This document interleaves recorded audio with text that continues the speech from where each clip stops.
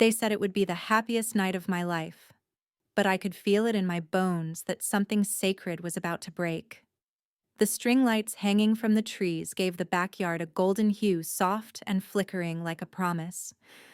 Laughter rose from the patio as my aunt handed out glasses of Prosecco, and my mother floated from guest to guest, cheeks flushed with pride. The late September air was warm for Oregon, and the scent of grilled peaches mixed with lavender sachets Mom tucked under every plate setting. She said it made the whole yard smell like love. It smelled like something trying too hard.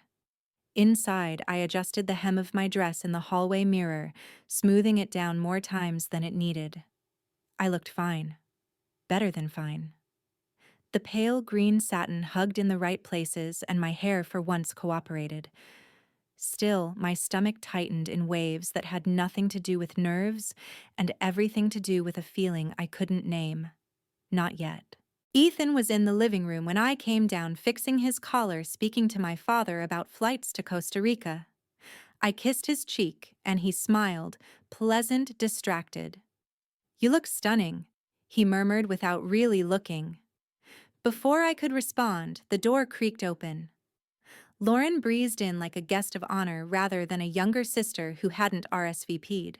Her arms were full of sunflowers, her smile stretched wide and rehearsed. "I brought extras for the table," she sang, brushing past me into the kitchen. "I thought you could use the help." She wore white. Not ivory or cream white. Tight at the waist, sleeveless, deliberate. I said nothing. Mom squealed and took the flowers, already rearranging vases. Dad gave her a quick kiss on the temple and called her his golden girl. Ethan walked in behind me, and for a second, just a second, his eyes stayed on her longer than they should have. Long enough that I noticed. Long enough that I felt it. "It's fine," I muttered under my breath as I pulled out the wine glasses. "She's always a little extra." Lauren stuck close all evening. She passed around hors d'oeuvres like it was her party. She helped Mom relight candles even though the wind barely touched them. She laughed at Ethan's stories with that slight head tilt she used to get yearbook editors to pick her photo for the cover. And Ethan, he didn't do anything obvious. He just didn't avoid her either. I told myself I was imagining things. I had to be. This was my night. Ours. The guests settled. Speeches began. Dad said some sweet things about raising two very different but equally dazzling daughters. People chuckled. Champagne flowed. Photos were taken too many, and music swelled beneath it all like a movie soundtrack trying to drown out the parts that didn't belong. I found Ethan near the archway of lights strung over the swing set. He was standing too close to Lauren, who leaned in with one hand lightly touching his forearm. I froze for half a second, just far enough not to hear what she said. Just close enough to see his expression flicker just once into something unguarded. He laughed low and soft. Then he caught me watching. He stepped back quickly. "Your sister was just reminding me of that 4th of July in Bend," he said. "Remember the canoe story?" I smiled and nodded. But I didn't remember a canoe. And I was almost certain Ethan had never been to Bend in July. I spent the rest of the night smiling too wide and posing for photos. I clinked glasses and danced when the music called for it. But that unnamed feeling coiled tighter in my chest like a thread being pulled slowly from the center of something delicate. I smiled for the photos, but inside something had started to crack. Trust doesn't break like glass, it softens like fruit left out too long. By the time you touch it, it's already ruined. I told myself I was only going inside for my shawl. That was all. The evening had dipped cooler, and someone had turned the music up just enough to chase the warmth from the air. I wanted to stay a few more minutes, maybe make one last toast, maybe salvage the night. So I slipped through the patio doors and into the quiet hum of the house. The hallway smelled faintly of lavender and something sweeter like peaches baked into the walls. I remember that because in that moment everything still seemed intact. I walked past the kitchen, my heels soft against the tile. My silk shawl had been tossed across the back of the living room couch earlier, careless like I had every reason to believe I'd be picking it up again. As I bent to retrieve it, I heard laughter. Her laugh. Lauren's laugh, that soft, giddy lilt she used when something wasn't just funny but intoxicating. It came from the far side of the house down the hall that led toward the old study. I froze not because I suspected anything, but because something in that laugh didn't fit. It wasn't meant for a family party. Then came another sound, low murmured male. Ethan. I don't remember moving toward the hallway. One second I was holding the shawl. The next I was letting it fall to the floor like something that had never mattered. My hand brushed the edge of the wall, steadying myself as I turned the corner. There they were. Lauren stood facing Ethan, her dress clinging like static. His hands were at her waist, hers resting against the side of his neck. Their foreheads were almost touching, breath close enough to merge. They weren't kissing. Not yet. But I could feel it radiating off them. Something thick, undeniable, already done. They didn't see me.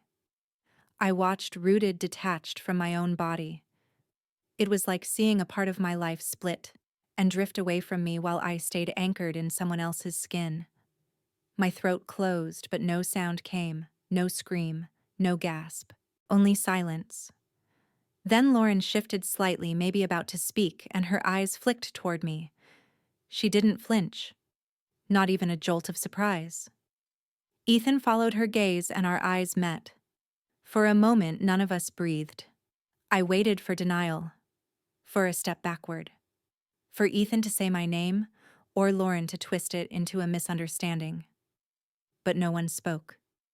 He didn't remove his hand. She didn't move hers. They just stared. And I felt it, something inside me folding in on itself like fabric pulled too tight, the threads coming loose all at once. It wasn't rage that hit me first. It was something quieter. Something like grief, but not for a person, for a version of my life that had just vanished in front of me. Gone. In one glance, one position of their bodies, one choice not to let go. My feet moved on their own, backward away from them. My eyes didn't leave theirs until I turned the corner, but even then I saw it burned behind my eyelids like a flashbulb. I didn't say a word. I didn't need to. Outside, the laughter still rose from the backyard. Someone called for another round of toasts. Music drifted like nothing had changed. But everything had. I walked out of that house without my shawl, without my fiancé, without the girl I thought was my sister. Some exits don't need permission, just a quiet door and the will to disappear. The house was asleep, and I envied it. I hadn't slept not even a minute. My body had shut down, sure, but sleep requires a kind of peace. And mine had vanished somewhere between the hallway and that silent stair. The clock on the stove read 4:03 a.m. The digits glowed blue, indifferent, like the world didn't care what hour my life had unraveled. I moved like someone in a dream, slow, deliberate, heavy-limbed. My shoes made no sound on the tile. Even the refrigerator seemed to hum quieter than usual, as if the house had conspired to let me slip away unnoticed. My bag was small. It didn't need to be anything more. I wasn't running toward a new life, I was running from the ashes of the old one. A few sweaters, a notebook, the charger I almost forgot. No photos, no keepsakes, no engagement ring. It still sat on the bathroom counter where I left it after scrubbing my hands raw. I scribbled something on a notepad from the junk drawer. I didn't think about the words, only that they needed to say just enough. I need time. 3 words. No anger, no blame, just space. I placed the note on the kitchen counter where someone, maybe Mom, would see it first. The handwriting looked foreign to me, crooked, hollow. For a moment I stood still. Let my eyes scan the space that had once been called home. The family portraits lining the hallway now blurred in shadow. The soundless living room where laughter had echoed hours before. The faint scent of cinnamon and something burned, probably from the candles that had stayed lit too long. I didn't cry. I thought I might, but the tears had dried somewhere deep inside, packed down too tightly to reach the surface. What I felt wasn't sadness, it was emptiness, like someone had scooped out the center of me and left just the outline behind. As I passed the mantel, I paused. A photo framed in silver caught the moonlight. The three of us. Me, Ethan, Lauren. From last Christmas. I remember the exact moment it was taken. She had jumped into the shot last second, pressing her cheek to mine like we were kids again, like there wasn't a knife hidden between us. I reached for the frame. My hand hovered, then settled. I turned it face down with the softest clink of glass against wood. Some things don't deserve to look back at you. The front door creaked when I opened it. I winced, waited for a light to flick on upstairs. Nothing. Just the faint rustling of leaves outside and the whoosh of early morning wind. Fog clung to the edges of the porch, thick and low, like the world had pulled a blanket over itself. I didn't lock the door behind me. The car was cold. The steering wheel felt like ice, and the engine took 3 tries to turn over. When it finally started, I let the rumble settle before putting it in drive. My hands trembled once, then steadied. No music, no navigation. I didn't need either. I just needed distance. The streetlights flickered behind me as I turned the corner. My parents' house disappeared in the rear view, swallowed by the mist. I thought I'd feel relief, maybe even vindication, but what settled in my chest was something else, raw, silent grief. For the girl who believed love was unshakable. For the sister I thought I knew. For the life that had been stolen while I smiled through it. Seattle was 8 hours away. And for the first time in my life, I had no one waiting on the other side. I didn't rebuild my life out of strength. I rebuilt it because I had no other choice. There's a difference between healing and surviving. Healing implies intention, like you choose to get better. What I did after I left Portland wasn't that. It was survival. The mechanical rhythm of waking up, showing up, staying afloat. I found a job at an architecture firm downtown, mostly drafting renovation plans and fixing errors on client presentations. It wasn't thrilling, but it gave me something to do with my hands. Something that didn't involve remembering. My apartment was the kind you settle in to not decorate. A boxy studio above a bakery with windows that fogged in the rain and radiators that groaned louder than the streetcars. I didn't mind. It was quiet. Anonymous. Under my bed was a different kind of box. One I never opened but refused to throw away. Inside the shawl I never retrieved. The ring tucked into its velvet coffin. A handful of photos where I was smiling so hard I almost believed it. Ghosts. I wasn't ready to burn. I didn't go out much. I didn't date. Didn't linger in conversations longer than necessary. The few friends I had in Seattle were old classmates, work acquaintances. People who respected boundaries without asking why they were there. One of them, Jules, a colleague from an old side project, messaged me on a rainy Thursday. Small gallery show. Free wine. No pressure. I stared at the invite for a full 10 minutes. My instinct was to decline, but something made me pull on my coat and step outside. The gallery was a converted garage, warm with string lights and the scent of mulled wine. People milled about in soft coats and scarves, speaking in that low, performative hum that made art shows both fascinating and exhausting. I walked the perimeter, nodding at canvases I didn't understand, until I found a piece that stopped me cold. It was a landscape, but not the kind you'd hang above a couch.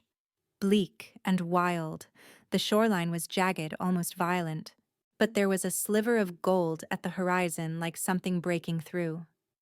"You see it too?" a voice asked beside me. I turned. A man, mid-30s maybe, with dark curls and a paint-stained collar. His posture was relaxed but alert, like he wasn't just looking at the painting, he was listening to it. "I think so," I said, "but I'm not sure what it is." He smiled just enough to shift the tension in the room. "That's kind of the point." We stood there for a minute. Silence that wasn't awkward, just unhurried. "I'm Michael," he offered. "Rachel." His brow lifted slightly. "We met once, didn't we? At that grad show at UW. You had a sketchbook filled with train stations. That startled me. I haven't thought about that in years. I remember the way you drew movement, like everything was about to take off. I wasn't used to being seen like that anymore, without excavation, without context." I nodded, unsure what to say. He didn't ask what I did now, or why I looked tired, or why my smile was a little crooked around the edges. He just told me about the gallery, how the owner was his cousin, how the weather ruined the turnout last week. I listened. I let him fill the air with stories that weren't about me. It felt like resting. When I finally reached for my coat, he walked me to the door. The rain had softened to a mist, the kind that made the city blur and glow. "You seem like someone who once loved hard," he said quietly, and paid the price for it. I should have tensed, should have backed away or deflected with a joke. But the truth was, I didn't flinch when he said it. Maybe because it didn't feel like a wound anymore. He didn't rescue me. He held the light while I found the exit myself. I didn't mean to keep seeing Michael. That's the truth. Seattle isn't small, but it has a way of folding in on itself when it rains. Same cafes, same crosswalks, same bookshops hiding from the cold. The first time we ran into each other again, it was at a secondhand bookstore on 5th. I was flipping through an old field guide on Pacific trees, not really reading, just killing time. He appeared beside me like he'd always belonged there. "Are you stalking me?" I joked, more to fill the air than to be funny. "I was here first," he said, holding up a dog-eared copy of Letters to a Young Poet. "But I'll allow the coincidence. We left with no books and 2 cups of cheap coffee from the bakery next door. He didn't ask for my number.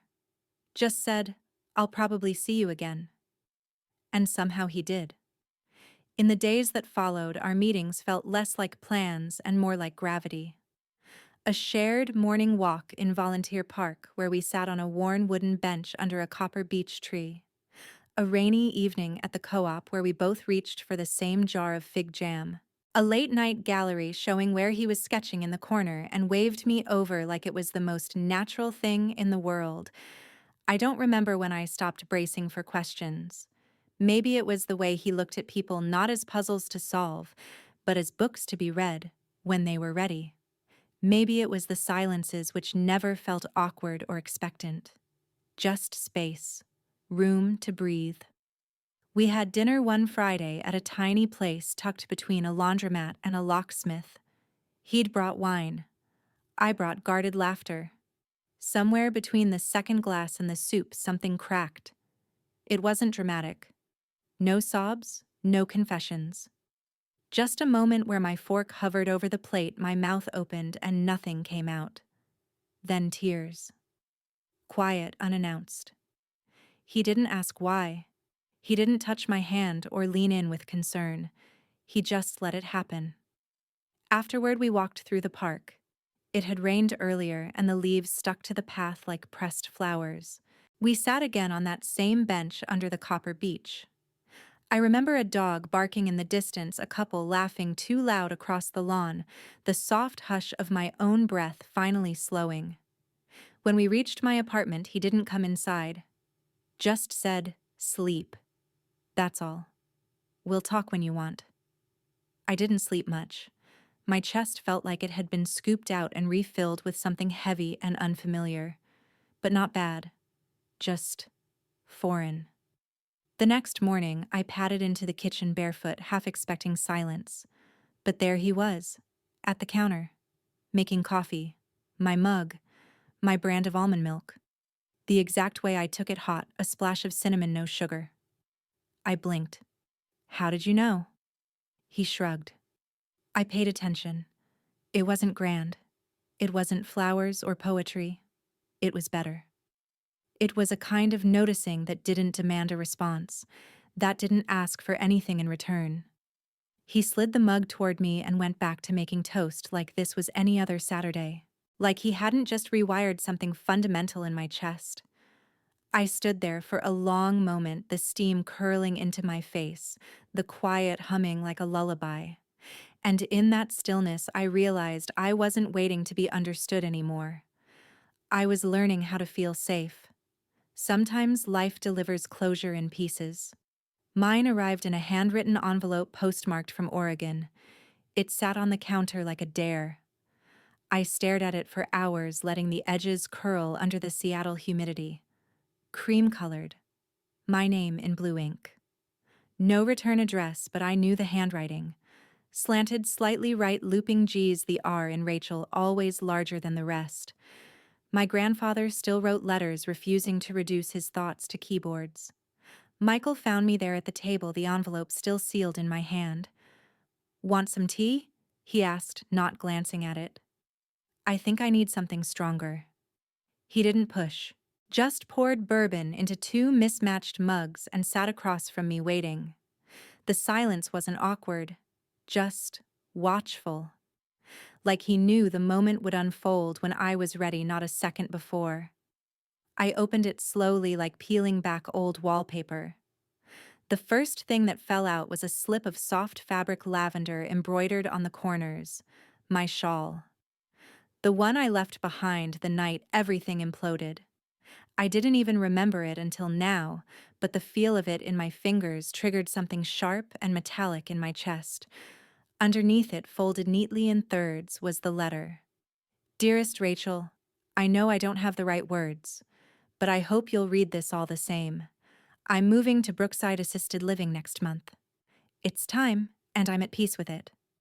Before I go, I'm having a small family dinner. No speeches, no forced smiles, just a meal under the tree like old times. I would like you to be there. There are things I want to say while I still can, and something I want to give you in person. If you come, bring your heart, not your past. With love, William." The paper trembled in my hands, though I wasn't cold. I read it twice, 3 times, then just sat there, unmoving, the shawl in my lap like a forgotten limb. Michael didn't ask what the letter said. He waited. "He's the only one who never picked sides," I said finally. "When everything fell apart, he just stayed kind." He nodded once. "You want to go?" I didn't answer right away. I wrapped the shawl around my shoulders, half laughing at how it still carried the faintest trace of grilled peaches. A scent that belonged to betrayal, now tangled up with something gentler. "I don't know what I want," I said. "I just know I can't keep running forever." Michael poured another half-inch into my mug. "Then don't." We sat there, the kitchen cloaked in amber lamplight, the rain starting to thrum gently against the windows. It should have felt intrusive, this invitation back into the orbit I'd spent years escaping. But instead it felt like a door I could finally choose to walk through on my terms. Later that night, I opened a second envelope tucked inside the larger one. It was smaller, unmarked. Inside was a photo from the engagement party, just me and Grandpa William sitting side by side under the tree, sharing a slice of cake. We both looked unaware of the storm forming just feet away. I traced my finger along the edge of the image, then tucked it into the box under the bed. The one I kept sealed except on the loneliest nights. As I zipped my bag the next morning, Michael stood in the doorway, towel slung around his neck, coffee steaming in his hand. He didn't speak until I was done. "Driving or flying?" "Flying," I said. "I want to get there before I change my mind." He raised an eyebrow, his voice light. "And am I just walking you to the airport, or—" I met his gaze. "They've never met you," I said. "But they'll have to look you in the eye eventually." He smiled, crooked and quiet. "Then I'll wear a shirt with buttons." I smiled back. For the first time in a long while, I felt the ground beneath me. I booked 2 seats to Portland, one for me and one for the man they never saw coming. They thought I was still the girl who left quietly. But I don't enter rooms the same way anymore. The plane touched down on a Thursday morning, bathed in low, silvery light. Portland smelled like wet cedar and unresolved memory. We checked into a modest hotel near Pioneer Courthouse Square. Nothing fancy, just clean lines, warm tones, and a window that looked out toward the old part of the city where I used to think the world began and ended. Michael didn't say much that first day. He gave me space the way a good architect does, quietly structuring support without drawing attention to it. While I unpacked, he wandered down to get coffee. When he returned, he handed me a paper cup with my exact order, then left me alone to breathe. That afternoon, we walked past my old neighborhood. Not close enough to knock, just close enough to remember. The trees lining the street had grown thicker, more defiant. The mailbox still leaned a little to the left. We didn't speak. Didn't need to. Michael just slipped his hand into mine as if to say, "You don't have to narrate this." Later, I ducked into a small bakery off 12th to grab something sweet, something familiar. I didn't expect her there. My mother. She turned at the same moment I did, eyes widening by the fraction of a second before she composed herself into something more palatable. "Rachel," she said, feigning surprise. "What a coincidence." "Hi, Mom." She wore her usual armor cashmere pearls and a lipstick shade that made her look like she had just bitten into something sour. "I heard you were coming. Your grandfather mentioned it," she said, smoothing the sleeve of her coat, though it didn't need smoothing. "I wasn't sure you would." "Well, here I am." She glanced past me and saw Michael standing near the register reading the chalkboard menu. Her expression didn't shift, but I could feel the calculations behind her eyes. "I hope dinner tomorrow goes smoothly," she added, voice lowered. "No need to dredge things up, right?" I tilted my head slightly. "Depends on who brings a shovel." Her smile tightened, but she recovered quickly. "It's a family dinner, Rachel. Let's keep it civil." I'm not the one who ever made it uncivil. Her eyes narrowed just slightly before she turned to go. "Don't be late." When she was gone, Michael walked over and handed me a cookie wrapped in wax paper. Oatmeal raisin, my least favorite. But I took it anyway. "She always like that?" he asked casually. "No," I said. "She used to be worse." Back at the hotel, I opened my suitcase and stared at the options. I had packed deliberately, every fabric a statement. I chose a soft gray blouse with structured shoulders and dark slacks that felt like armor. Not flashy, just sharp. Understated power, the kind that didn't need sequins to make a point. Michael sat on the edge of the bed, flipping through a travel magazine he wasn't reading. "You okay?" "I'm rehearsing 100 conversations that won't happen," I admitted. He nodded. "Do you want to rehearse them with me?" I shook my head. "No. I think I just need to remind myself I'm not walking into that house alone." "You're not." I hesitated. "I keep thinking I need a plan. Some clever line, a strategy." He set the magazine aside. "You don't need a strategy. Just don't look away." I let that sink in.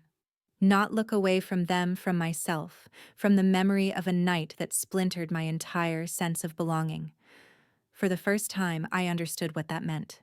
The next morning, I stood by the hotel mirror, adjusting my collar one last time. No trembling hands, no lump in my throat.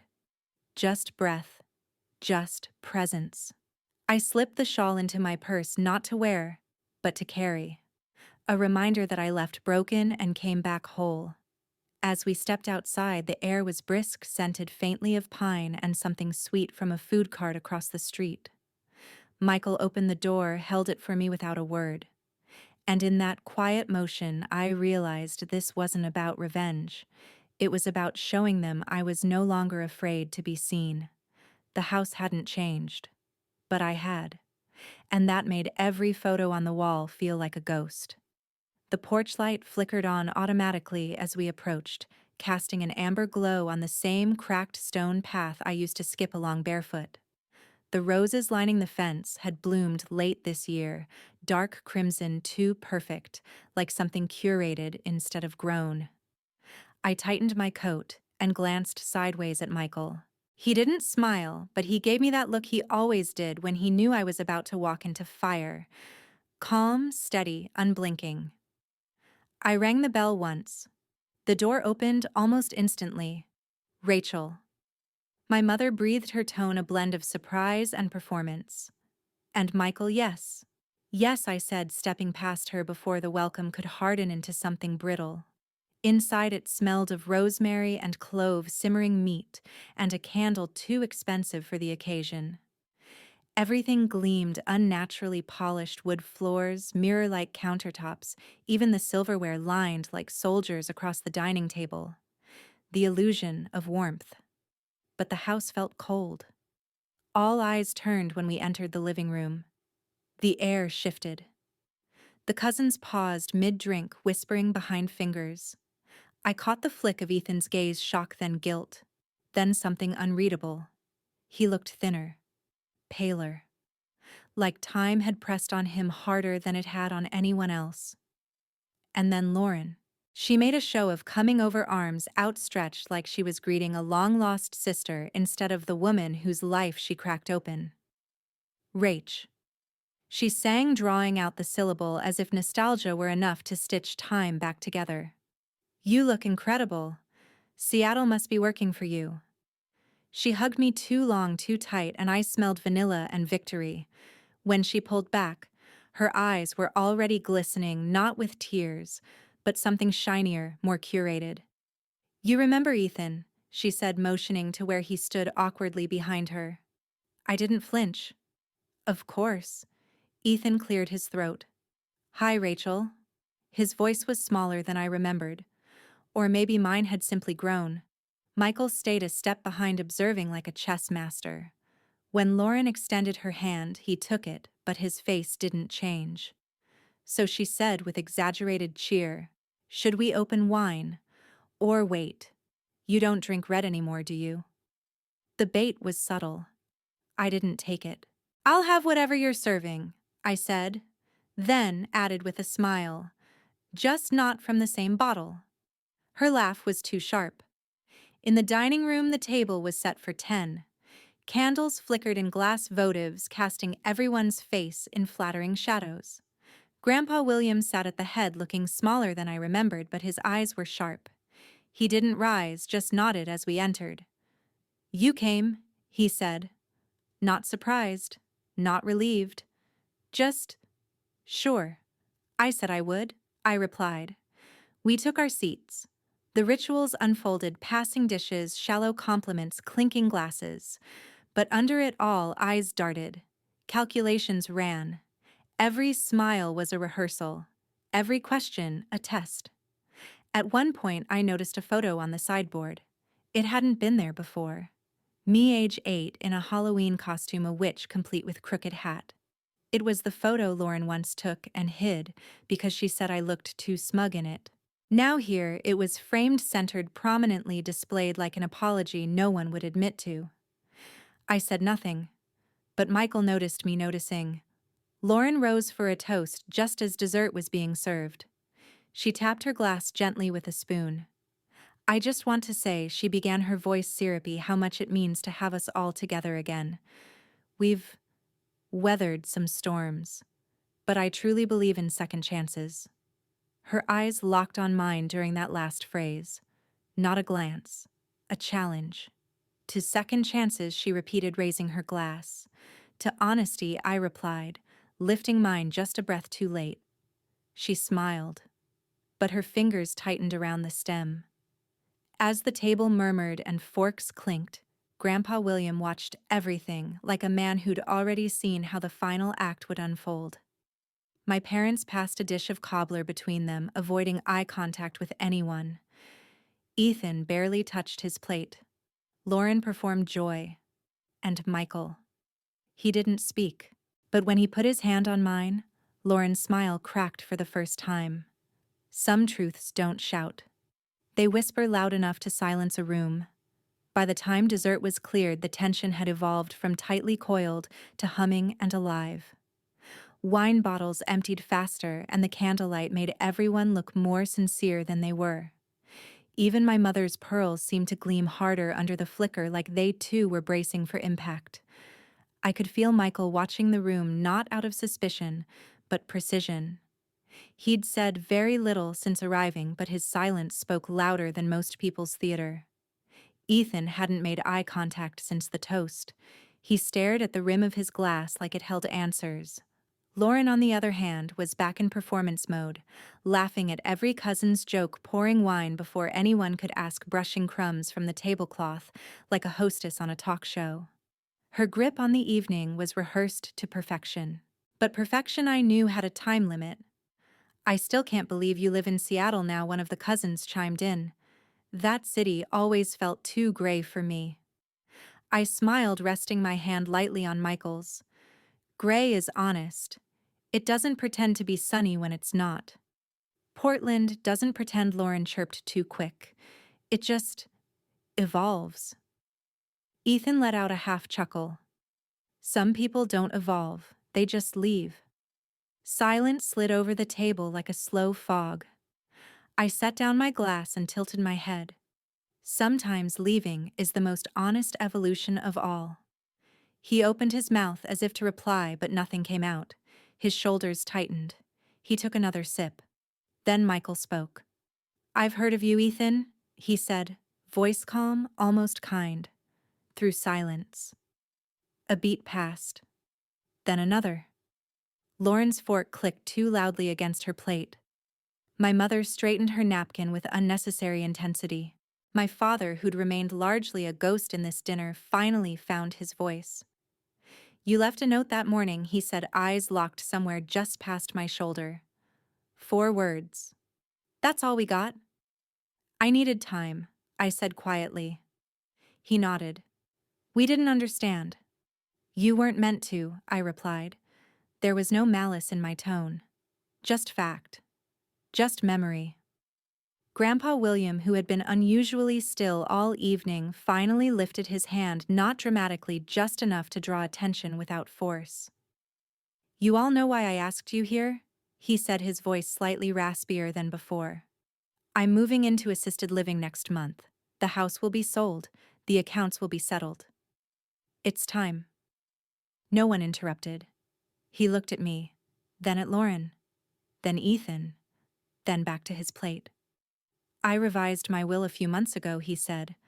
"Not that any of you ever asked." Lauren blinked, slow. My mother reached for her water. "I left a portion of the estate," he continued, to the one who walked away with dignity. A sound came from Lauren's throat, half cough, half gasp. Her wine glass shook in her hand and sloshed onto the tablecloth. She scrambled to blot it with her napkin, face flushed, jaw tight. Ethan stared like he'd just been shown a photo of himself he didn't recognize. "What does that mean?" my mother asked, trying to laugh. "It sounds poetic, but vague." Grandpa William didn't answer. He just looked down as if tired of explaining the obvious. "Wait," Lauren said, her voice rising slightly. "You're not saying no one's saying anything," my father cut in. "But you are?" Lauren pressed her composure, slipping like a mask too tight. "You're implying I don't need to imply anything," William said. "You've all said enough over the years." The table fell into a kind of stunned stillness, the kind that happens right before glass breaks or thunder strikes. But nothing shattered. No one stormed out. The storm stayed internal, silent, brewing, exacting. I didn't flinch. I didn't gloat. I didn't lean on Michael or look for confirmation. I just sat there, surrounded by people who had rewritten the narrative in my absence, now realizing the pen was no longer in their hands. I didn't have to raise my voice. The truth was already loud enough. You can't steal what was never meant for you, but you can borrow it until the real owner returns.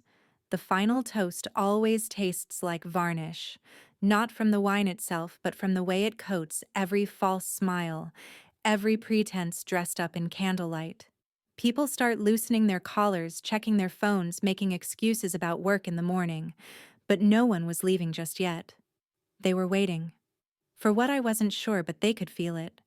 The kind of shift that makes you stay 5 more minutes just in case something shatters. The dining room had been cleared. People drifted toward the drawing room with flutes of leftover champagne and tiny plates of cobbler no one really wanted. I watched Ethan linger by the drink cart, staring at nothing in particular. Lauren stood by the fireplace, perfectly posed like a hostess in a catalog, her eyes scanning, calculating. Her voice floated through the room like air freshener, pleasant, sterile, manufactured. Michael stayed close, but not protective. Present, not possessive. That's what unnerved them. Especially her. So Lauren said lightly, just loud enough to carry Rachel, "Have you found anyone yet? Or are you still finding yourself?" She bit into a strawberry with false nonchalance, her smile gleaming like polished brass. I turned to her slow. "Oh, I thought you knew." She blinked. Knew what I reached for Michael's hand and laced my fingers with his. "This is my husband." There wasn't a gasp. Just silence so thick it pressed into the chest. The kind of silence that slices louder than shouting. A fork clinked somewhere behind us. Someone coughed. My mother's glass hovered midair. My father suddenly found the carpet pattern fascinating. Lauren's smile faltered. She recovered almost immediately, but not completely. "Husband?" she repeated like the word was foreign. Michael turned to her with a polite nod. "Michael Rhodes." "Michael Rhodes." Ethan echoed the name, scraping his throat. His eyes went glassy. The artist Michael nodded once. "Wow," Lauren said, voice too high. "I mean, I didn't realize." "No one did," I replied gently. "That's the thing about building something real. It doesn't need to be broadcast." Ethan dropped into a nearby chair like someone had cut his strings. His face looked drained, like his body had aged faster than his memory. Lauren's eyes darted around the room, searching for footing allies, a new narrative to weave. But none of the cousins were coming to her rescue. Even my mother had retreated into a shell of whine and denial. That's when I noticed the photo, the one of me, Lauren, and Ethan, the one that used to sit on the bookshelf near the lamp. It was gone. Not moved.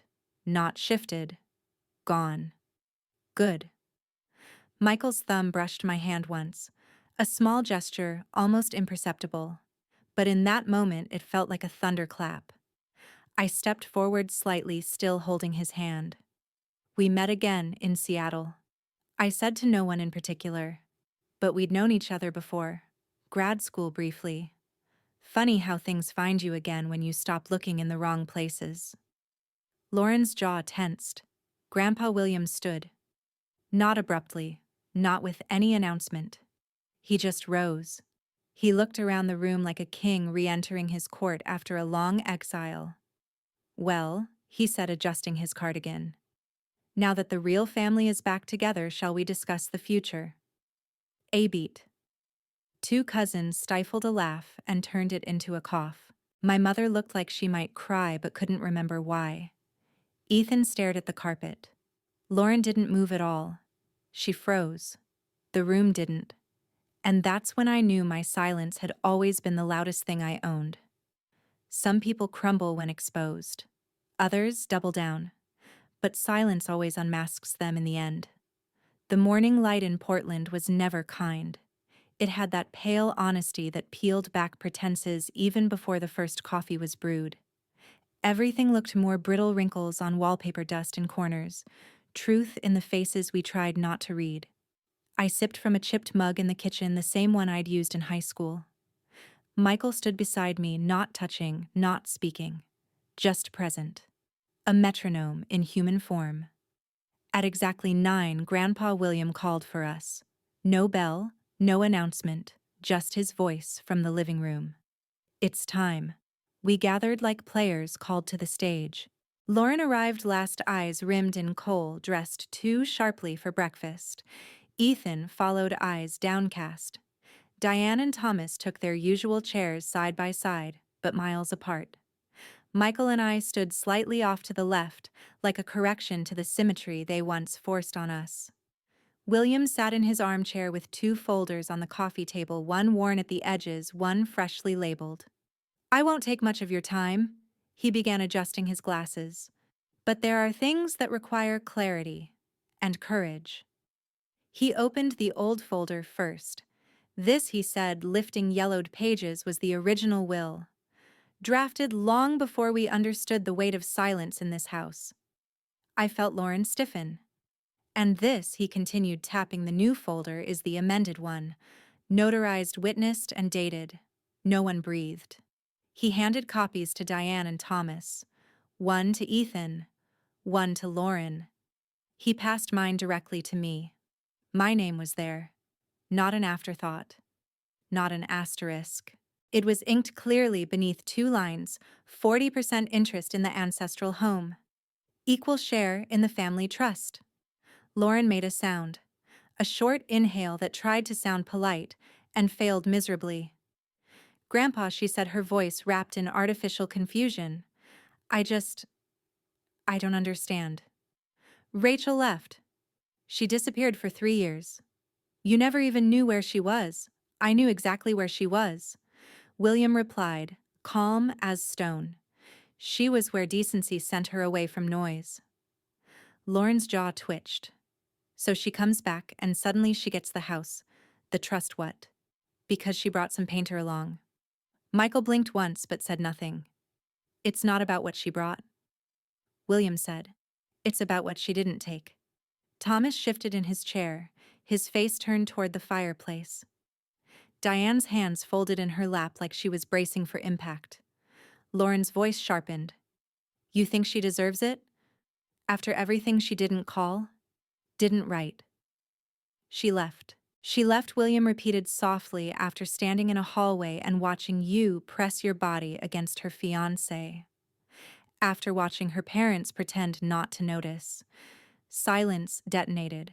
I said nothing. I hadn't come here to bleed again. Lauren rose to her feet.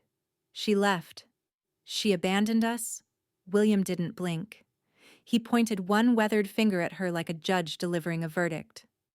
No, dear. You abandoned decency long before she ever left. It takes one sentence to undo a lie, but it takes presence to make the truth stay. The house was quieter now. After Grandpa's declaration, no one said much. Lauren had vanished. Ethan had disappeared to the guest room. Diane poured herself another coffee she didn't sip, and Thomas was pretending to be part of the wallpaper. But I wasn't done. I stood in the hallway outside the old reading room holding a weathered cardboard box. My name was still scrawled on the side marker, faded but legible. It had been shoved in the back of the coat closet where forgotten things went to rot. Michael opened the reading room door for me.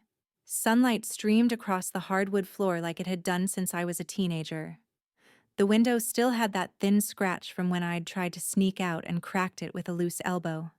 Some things didn't heal, but they stayed. William was already inside, seated by the window. Ethan lingered near the doorway, arms crossed. His face looked carved from regret. I didn't offer a smile. I didn't offer anything. I found this, I said, placing the box on the desk. Or rather, it waited for me. Inside were old receipts, birthday cards, and one slim phone, my old flip phone from 2019. I had kept it for no reason I could name. At the time, I told myself it was for nostalgia. In truth, it was the last thing that hadn't been erased. I printed the messages last night, I said, pulling out a folder of neatly stacked pages. Every conversation I could retrieve from the weeks before I left, including the ones I hadn't seen before. Ethan's brow furrowed. I didn't know you kept that. Of course not, I said. You never thought I'd come back. I opened the folder. My voice remained even. December 3rd, 2019. I was in the hospital after the car accident. These texts were sent between you and Lauren on the same night. I read aloud. Lauren. She doesn't even know you're here with me, does she, Ethan? She's asleep. I just needed to be near someone who gets it. Lauren. You mean someone who won't expect too much. Ethan. Don't do that, Lauren. Do what make this easier. You said you wished you'd met me first. I paused. You could hear the dust shifting in the walls. William didn't move. Michael stood just behind me, one hand resting on the desk, steady. Ethan's face had gone hollow. I didn't mean for it to go that far, he said, voice hoarse. But she made it feel inevitable. I didn't speak. There was nothing left to say that hadn't already been shown. Michael stepped forward, resting a hand on my shoulder, not a gesture of rescue, but of respect. As if saying, "You didn't imagine it. You weren't crazy. They were just loud and wrong." William finally spoke, his voice low but firm. "This is why I changed the will. Not out of spite, out of clarity." He turned to Ethan. "A man who lies to himself will eventually lie to everyone else." Ethan's shoulders slumped. I was weak. That, William said, is not the same as being deceived. No one mentioned Lauren. No one needed to. Because even before I turned toward the doorway, I could feel her presence tight as wire. She was standing in the hall, one hand gripping the edge of the doorway, knuckles white. Her eyes were wide, face pale, mouth shut. The other hand was clenched so hard around the doorframe that I could see the skin split beneath her thumb. And she didn't look angry. She looked like someone who had just seen her entire mask fall off and realized the mirror had always been two-way. Collapse doesn't come with thunder. It arrives in the silence after you're no longer feared. The sky was turning that bruised violet of early fall dusk, the kind that creeps in without fanfare. Most of the guests had gone their farewells awkward and hushed. The house, once loud with manufactured cheer, was now subdued, like it was holding its breath. Lauren stood by the fireplace, glass in hand, watching nothing. Ethan had disappeared onto the balcony. I saw the faint glow of a cigarette, though he'd never smoked before. People start strange habits when their masks begin to crack. Diane sat on the living room sofa, a throw pillow in her lap, clutching it like a shield. She hadn't looked at me since the reading room. Her hands twisted, the edge of the fabric fingers trembling just slightly. I stepped in from the hallway, Michael beside me. William was already seated near the old piano, a man with the calm of someone who had waited a long time for the truth to settle. Lauren turned as I entered, her posture snapping straight, the wine glass.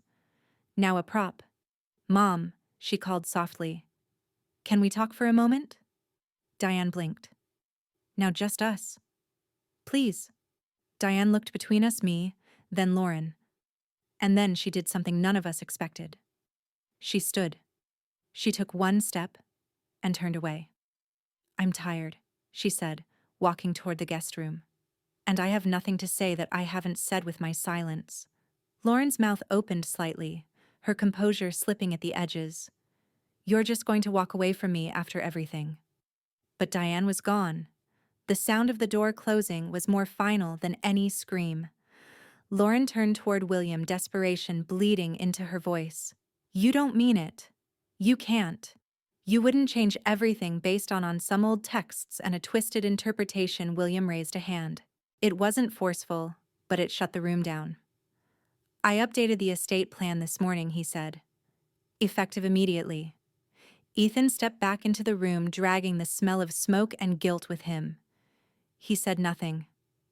His eyes met mine for a split second and then looked away.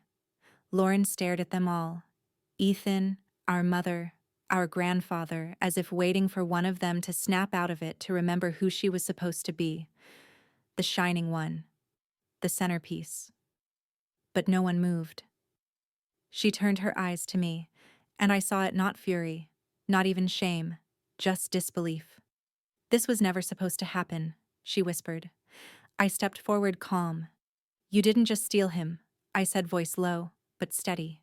"You erased me, my memories, my presence, my place in this family."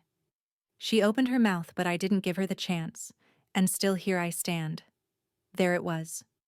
No flourish, no applause, just air-filling space that used to be empty. Lauren's glass tipped slightly in her hand, her lips quivered, and then she broke. The tears weren't dainty, they weren't cinematic. They were raw, heaving, almost primal. She dropped to her knees like her body couldn't hold her up anymore, the sobs shaking through her bones. No one moved to comfort her, not Diane, not Ethan, Not even Thomas, who had retreated to the dining room and was now pretending to study a painting he had never liked. I stood there watching my sister sob on the rug of the house we'd grown up in, and I felt nothing cruel, only clarity. This was not vengeance. This was the sound of a throne built on lies collapsing under its own weight. Some apologies come too late. Others never arrive. But healing doesn't wait for either. The ferry rocked gently as it idled at the dock ropes taut, waiting for the final signal. The sky was that kind of overcast you don't mind soft gray without threat. Michael stood beside me, his hand resting lightly at the small of my back, as if anchoring me without holding me in place. In my lap was the letter, thick parchment, clean penmanship edges worn from being carried too long without being opened. My grandfather's words still smelling faintly of tobacco and something older, more comforting. I unfolded the last page slowly. I knew you'd return one day, not for vengeance, he had written, but to finish your sentence. You never needed them to hear it. You only needed to speak it aloud. I paused, letting the sentence settle into my chest like warm tea. There was no bitterness in his tone, only the kind of knowing that comes from watching a storm arrive before anyone else can smell the rain. Michael glanced sideways. Do you regret coming back? The question wasn't loaded. It was quiet, like a door left ajar. No, I said. I regret staying quiet for so long. He nodded once, no more, and looked back at the water. I turned the envelope over and found something tucked in its crease. A small pressed sprig of lavender. Faded, brittle, still fragrant. The same scent from that night. My fingers didn't tremble. They only closed around it gently, as if to say goodbye.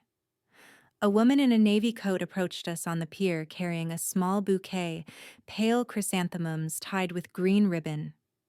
She handed them to me wordlessly and walked away before I could ask who sent them. Tucked into the blooms was a card. Just one line. I was afraid to choose you. I was wrong. No signature, but I didn't need one. I recognized my mother's handwriting before the first curve of the eye. I looked up toward the hill where the house still stood. From this distance, it was a silhouette, nothing more than a structure holding its own past. Somewhere near the upper balcony, a figure moved, still distant. Ethan. Watching, maybe.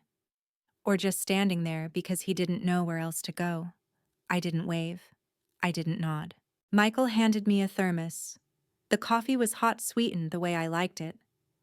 I sipped slowly, letting the warmth replace what I no longer carried. I don't hate them, I said suddenly.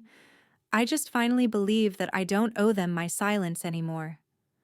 Michael reached for my hand and held it not tightly, not possessively, but like a man holding the handle of a lantern, letting me lead the way forward. When the call for boarding echoed across the dock, we didn't rush. We just stood side by side for one final breath of Portland air. And with one breath, I exhaled a family I no longer needed permission to leave. They gathered to judge me, but left in pieces carrying parts of the truth they refused to see. The gallery smelled like paint and eucalyptus, with faint notes of coffee drifting in from the little cafe we'd partnered with next door. It was modest, just 4 rooms and high white walls, but it pulsed with something I hadn't felt in a long time. Arrival. I stood near the entrance watching guests move from piece to piece, some lingering, others glancing and nodding with polite detachment. It didn't matter. This wasn't about impressing anyone. It was about marking something down, making it real. In the far room under a small gold spotlight hung the photograph. The original had been taken on the night of my engagement to Ethan. We stood smiling, me, Ethan, Lauren, the triangle of our past immortalized in pixels.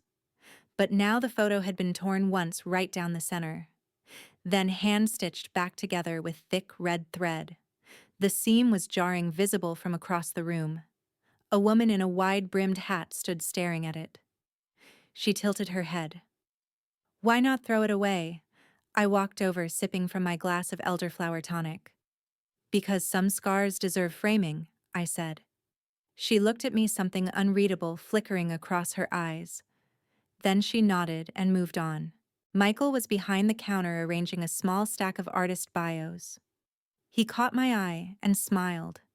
Not the kind you perform, but the kind that reminds you that someone sees your exact shape and doesn't flinch. He didn't ask if I was okay. We were past that. What mattered was that we were here. A month had passed since Portland. William's obituary had run in the local paper short and dignified, but under the announcements section a line stood out, his final words printed like a benediction, to the granddaughter who taught me the quietest strength. I clipped it and kept it in the gallery's drawer beside the guest book. There had been no calls from Lauren, no surprise appearances, just silence. Ethan had sent a typed letter I didn't read. I placed it in the same box that held my old ring and the shawl still smelling faintly of lavender, still mine.